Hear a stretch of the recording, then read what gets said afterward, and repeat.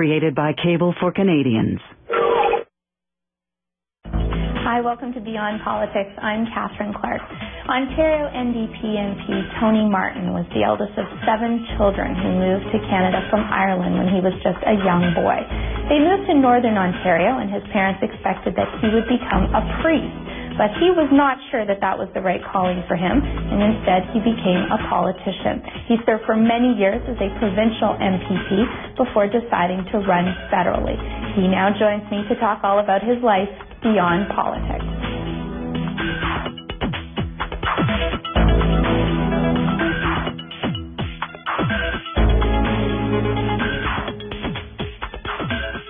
Tony Martin, welcome to Beyond Politics. It's really great to have you here. Well, thanks for inviting me. I'm pleased to be here. You grew up in a huge family, as I understand it. Huge by our standards today. Yes. 10 kids? No, 7. 7 kids. I was the oldest of 7. And what was that like? It was great. Was it? Yeah. It was. There was always action. There was always something happening. Okay. You always had somebody to do something with. Mom and Dad were, very open to us bringing friends home. Right. So there was a great atmosphere in the house, and I think it informed my future political career in many ways. That kind of commotion and inclusiveness, and wanting to be part of the action. What about being the eldest of 7? Because when you're the eldest, there are certain expectations, both from your parents and from your siblings. Yeah. So you got it from all sides. Yeah, you did, and I had 5 sisters, Wow. all younger than me. Yeah, so you kind of felt that you had to stand up for them, And I remember at one point some fella taking advantage of my sister, and I stood up to him, and of course he buried me in a snowbank, and then I got home. My sister gave me heck for interfering. You couldn't win. I couldn't win. So no. That's a good preparation for life too, eh? That's right. Good preparation for life as a husband. That's great. Yeah. So, what were you like as a kid? Well, I was busy, very, very busy. I loved, sports. I loved leading organizations. I loved to be the president of something. Okay. I was president of my grade 8 class. I was president of student council. And I was involved in church. I was a very faith-oriented person as well, so we put all that together, and I was very busy. Now, the one thing that I probably should have busied myself with that I didn't, though, was the sort of academic side of life. But you can't do it all. Can't do that. No. So tell me about you grew up in Ireland. Yes. Is that right? Yes. Until you're about 9. 12. And then you came over. 1960. Okay. Middle of January. Right. My mother brought all of us, 7 of us. I was the oldest of 12, so everybody else was younger, across the Atlantic. My dad had come about 9 years earlier up into Northern Ontario to get a job working in the mines, and once he got established, his job, got a place for us to live, and sorted out all the logistics of getting us over, who's going to pay for what and all that. We arrived middle of January. I remember it was culture shock.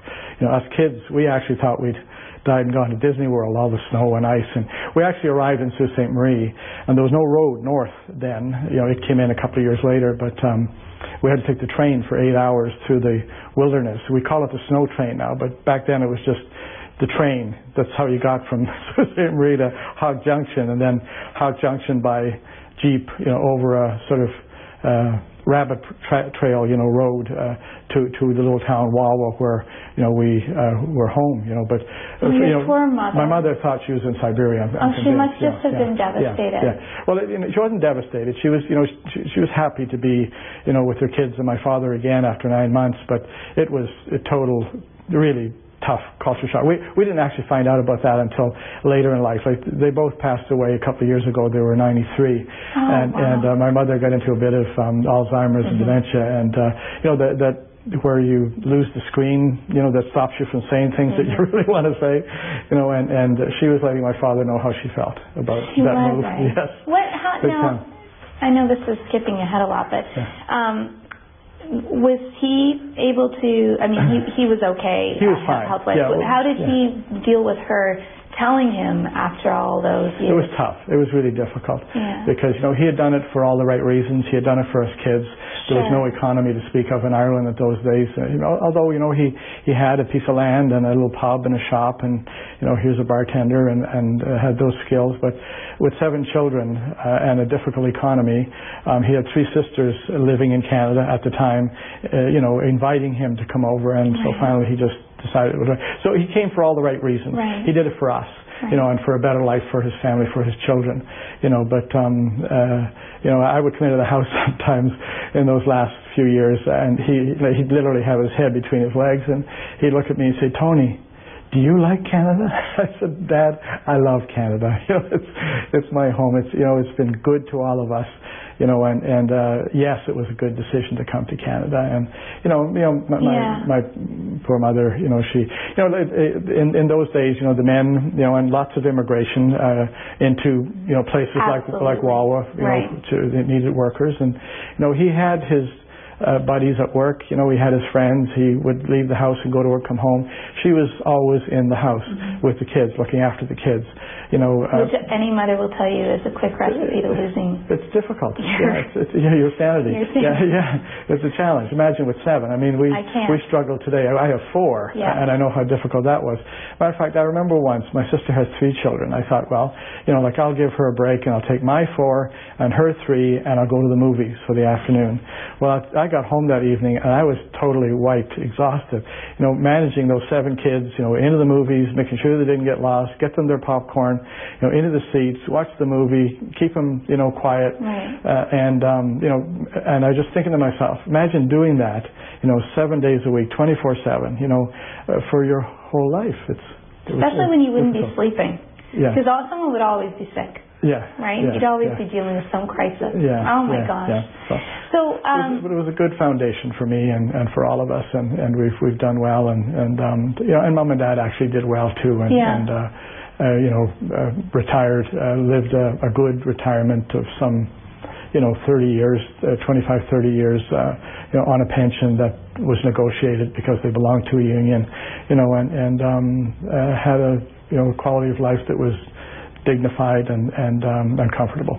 What about for you when you showed up and you thought the train was great and the snow was fantastic, but you would have had an accent? Or we would have thought it was. Yeah, absolutely. How did other kids treat you? Well, they loved to hear me talk. Did they? Did you like to talk? Yes, I did. Okay, good. Perfect. Maybe foreshadowing. And they loved to hear you read and poetry because you had that accent. But I lost it actually quite quickly, sadly. I'd love to be able to call on it, from time to time in a situation where I'm wanting to wax eloquent, there's always a little lilt is always nice, but I go back to Ireland as often as I can. And I'm not there a day when I have it all back again. So I assimilate really easily. Okay, perfect. In any situation. Did you talked a little bit about school and how you like to be the leader in various things, but academically you weren't necessary. I understand you spent a good long time in high school. 7 years. You loved it. Every minute of it. That much. Now, don't be telling my kids this. They won't be letting. No, actually, they know about it and they laugh about it too. So, why the 7 years? Just because you were so. I like to blame it on something, but I just did everything. I wasn't very focused. I think you may be able to identify with this a little bit. I'm not sure, but I think a little bit of ADD should be a prerequisite for any politician because you're always juggling about 10 balls at once and so focusing on the academic as opposed to the sports and the music and the drama and the girls and everything else that went with being in high school, wasn't my forte. Although, you have to understand, I came home at night to a house that was basically a living room and a kitchen and 3 bedrooms. Just 2 boys in 1 bedroom, 5 girls in another. Mother and father had their own. So there wasn't much place to actually study or do homework. And, it wasn't something that my folks, thought a lot about. I mean, their big focus in life with us kids was to make sure that we had lots to eat, that we had a roof over our head that was, warm and comfortable, and that we were able to bring friends home, doing homework and finding a place for 7 kids, never mind one kid to do homework wasn't always a priority. So I remember leaving my books in the porch on the way in at night and picking them up in the morning on the way out to go to school. So did your teachers understand that? I think they did to some degree, in that they certainly cut me lots of slack, you know, and encouraged me and worked with me, around some of the challenges and got me through. Sure. I got through. Yeah. When you were getting through, was there a sense of what you were going to be? Yeah, I always wanted to be a politician. I always wanted to be. Really, honestly? Yeah, okay. I did. Yeah. Because I heard that your parents wanted you to be a priest. They did. And I tried it. Yeah, I went for a year. I went to Boston College. Did you? For a year. I joined the Stigmatine Fathers, but it didn't take me long to figure out that it wasn't really where I belonged. It was probably the most difficult year of my whole life up to that point in many ways. Why? Just all kinds of challenges, emotionally, intellectually, spiritually, coming at me all at once. My first time away from home, from a very loving, caring, supportive family on my own, trying to figure things out, and it was difficult, But through it all, it became obvious that, being a priest wasn't, to be where I was going to, express my calling or my vocation, and of course, being Irish, you either became, and the oldest son, you either became a priest or a politician, right? So the next option was to somehow find my way into the, political world. And although I have an affinity for it, I love politics. I think it's a noble calling. It's a real privilege and an honor to get the opportunity. Never mind to be able to do it for the 20 years that I have. It's been, it's tough. It's hard, as you know. Lots of time spent, with other people outside of your family, away from home. There's always a challenge. Nothing's ever as black and white as you'd like it to be. But so far it's been great for me. So yeah, I moved from possibly a life, in the priesthood, working with the church. Although, I still continue to try to work, with the church as best I can. And you're committed. Faith informs, my politics in a pretty significant way. Although I don't let it, dominate. It's certainly something that it's a touchstone for me. So tell me about that, because, and we're jumping ahead a little bit. I'm interested how your faith informs your politics, but many times politicians who take a stand with which the church or their religious community disagrees with face a really difficult time, because they're a public figure, they've taken an unpopular stand, they face criticism. And that can be deeply personal criticism if your faith is very important to you. How do you deal with it? Well, you do. You work your way through it. A lot of time spent, in thoughtful meditation, thinking about with people that you trust and share on a deep spiritual level. My family, always is there for me and very supportive, and understanding. You walk a tightrope. You don't want your faith to influence in a way that's not going to be healthy in terms of the whole of society, in decisions that you have to make, but you also want to be able to sleep with yourself at night. And you also, want to be able to live out your faith with some integrity. So it's a challenge. Yeah, it's a challenge. But so far so good. Stepping back, your mom and dad, when you told them, I think I'd like to be a politician. Well, I told them that I was going to seek the nomination for the New Democratic Party. And how did that go over? Well, my father said, Jesus, Mary and Joseph, son, you're always backing a loser.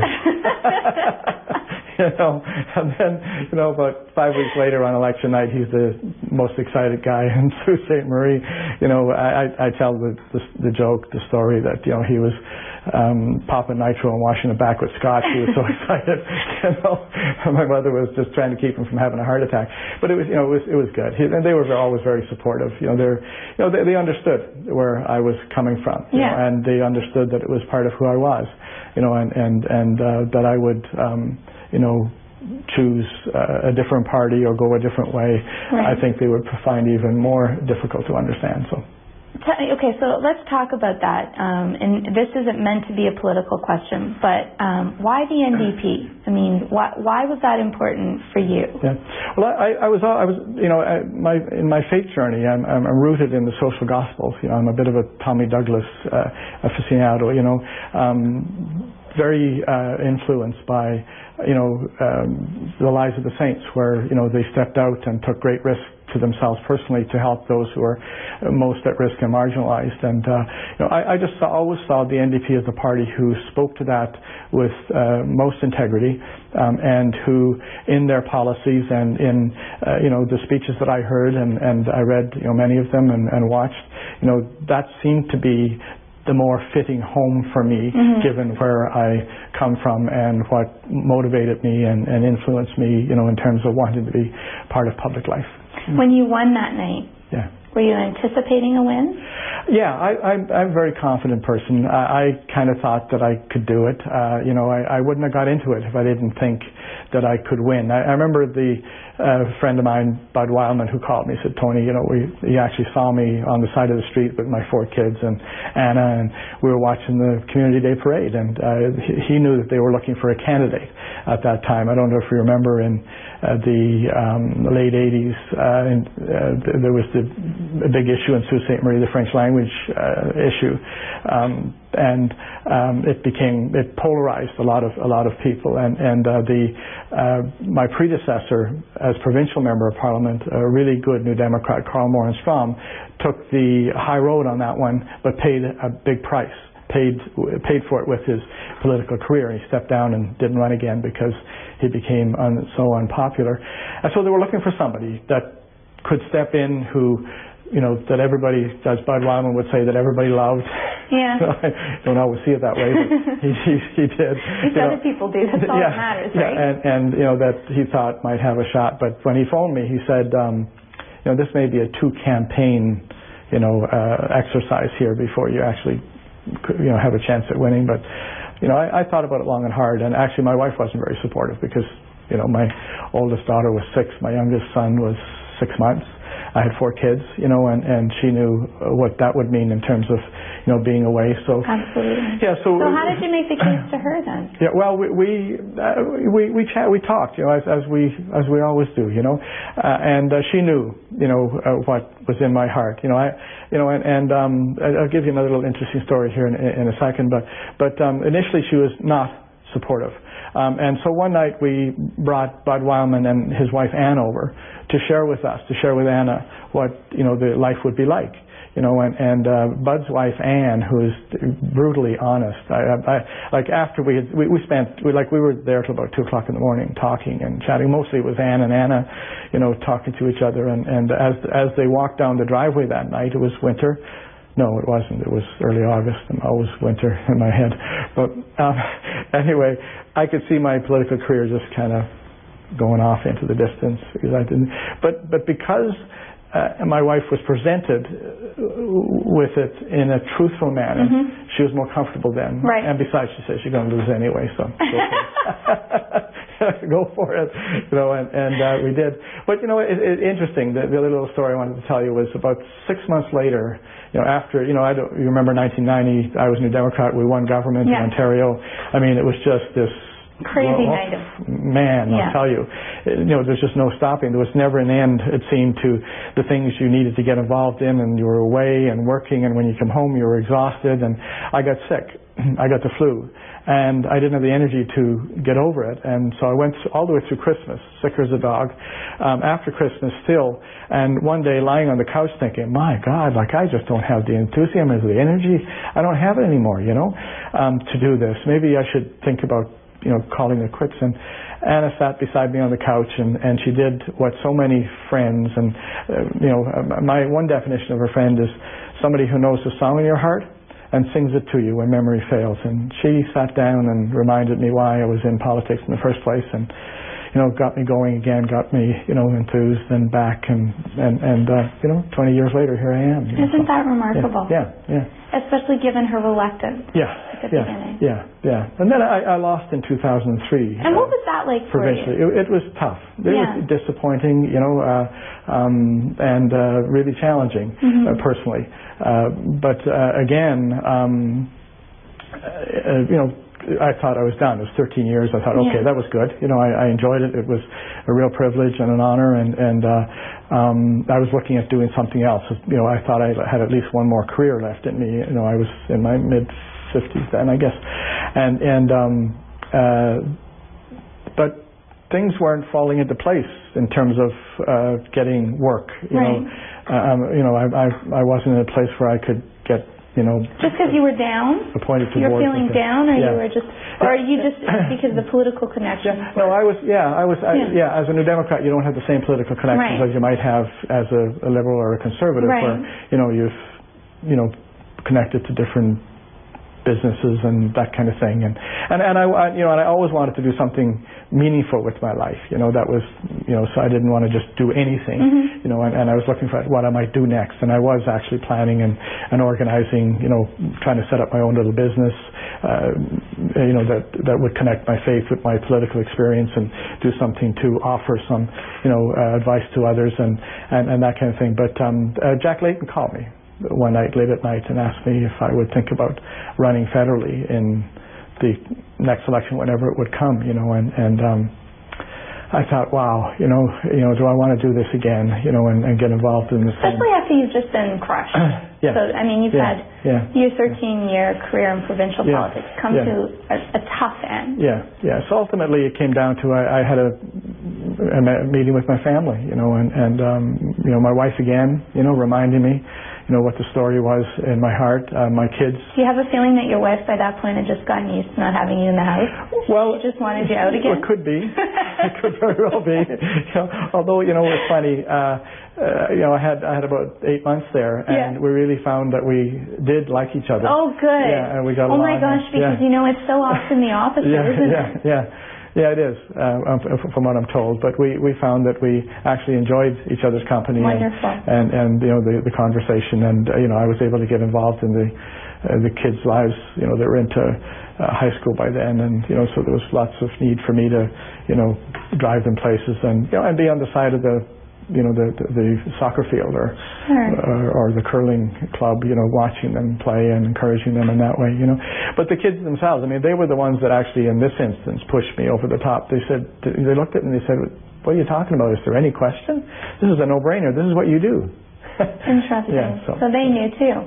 Yeah. Did they get involved in your campaign? Oh yeah. Okay. Yeah, they help out in whatever way they can. Was your dad still alive at this point? Yeah, my dad was alive up until a week after my last election in 2008. Oh, wow. And there's a funny story there too. We had the sense that he was staying alive he wanted to vote. He didn't want to miss his vote. Lose his vote, because my mother had passed away 8 months before, and I think he was ready to move on. He thought that she's somewhere that he needs to be, and so where there's no snow. No snow, exactly. But he was in a nursing home, and I went in to see him. The first thing I did on election morning, and made sure that he had a chance to vote, so helped him vote and everything. And I'm told that about an hour later, my niece came to see him, and she could hear him hollering down the hallway, because he had a bit of dementia at this time as well. Hey, is anybody out there? I need to vote. So my niece went in and chatted with him and explained to him that he'd already voted. You can't vote early enough. Even if you are a New Democrat. But apparently I know the next day he was scooting up and down the hallway with a big "Vote Tony Martin" sign on the back of his wheelchair. So that was a hoot, Good for him. So it was That's really wonderful. Yeah, it was. He was very proud and happy that I was doing what I was doing, and that he could leave now knowing that I had a job for at least another couple of years. That is just so exceptional. This running federally, how was it different for you from from the provincial involvement? I mean, both took you away from home, but... Yeah. Well, it's bigger. You know, the federal scene is sort of like the NHL of hockey. It's the big show. You know, everything's bigger. You know, you're dealing with the whole country. The dynamic's the same. You know, but trying to deal with the whole country is challenging. Is much more challenging. Is it still fulfilling? Yeah, I have to say I love it here. I love Ottawa. Yeah. I love the caucus that I've been privileged to serve with. All 36 of the people that have been New Democrat members of Parliament with me. I love the leader, Jack Layton. He's got a really good leadership style that is very inclusive and encouraging of his colleagues. And I love the fact that I was handed the critic portfolio that I always wanted and was never able to seem to get at the provincial level, which is dealing with poverty and social programs, social development. I got into politics. I ran a soup kitchen. I worked actually for the church, for the Catholic Church, and did outreach kinds of things with young people, with the disabled, and with the poor, and we ran a soup kitchen. And I wanted to eradicate poverty. I wanted to do it in a day, but still at it 20 years later. Sure. But and so here actually this is where I think we get the best shot at actually doing that on a national scene. Right. We used to have the Canada Assistance Plan that we done away with back in 1995. We need something similar to that again, and I've actually tabled a bill in the last 3 months that would actually get us there if we were able to find a progressive government that was willing to take that on and do something with it. So I'm very excited. I love Ottawa. And does your wife come to visit you here? Once in a while. She's not a big traveler. She loves being at home, and we still have 2 of our kids living at home. Yeah, they're one's going to college, and the other one's working and paying off debt. Right. To parents or no, to banks and not bank student parents. loans. Student loans and that kind of thing. And that. So so there's lots, and her parents are still alive, and they're in their mid 80s and getting feeble and fragile as well. And so does she go to events in the riding? Yeah, she does. Yeah, that's nice. Yeah. Like we were out last weekend to a big dinner, and we have another big event on Saturday night when I get home that we'll go to together, and we enjoy doing that. What do you do together that isn't political? Go out for supper. Go for walks. Yeah, and just around the house. She loves to do yard work, and when I'm home, and she can get me out there. We do it together, and that's fun to do as well together. So. Yeah, and at one time we used to do a bit of cross-country skiing together, and that's something that I think I'd like to get us back into, we met at church, and so our faith informs both of our lives. Mind you, she's off on her own journey now, which is interesting, but still watching her and communicating with her and conversing with her about that is very healthy for me as well. So it's wonderful to be able to sit and chat about that. When you say she's off on her own journey, what do you mean? Well, we both met in the Roman Catholic Church, and we're very faithful, practicing Catholics, but in the last few years, she's found that the Catholic Church doesn't give her what she needs in terms of her own growth and sense of fulfillment and direction. Some of the theology, I think many women feel very male-oriented. We went through a very difficult time around the decision to support same-sex marriage. That turns out more difficult for her than it was for me. Interesting. As she tried to support me in my decision and going forward. So. What an interesting time you've had so far. I'm sure there's much more to come, but I really appreciated the opportunity to chat with you today. Thank you for making the time. Okay, well, thank you for inviting me, and it was great. Thanks.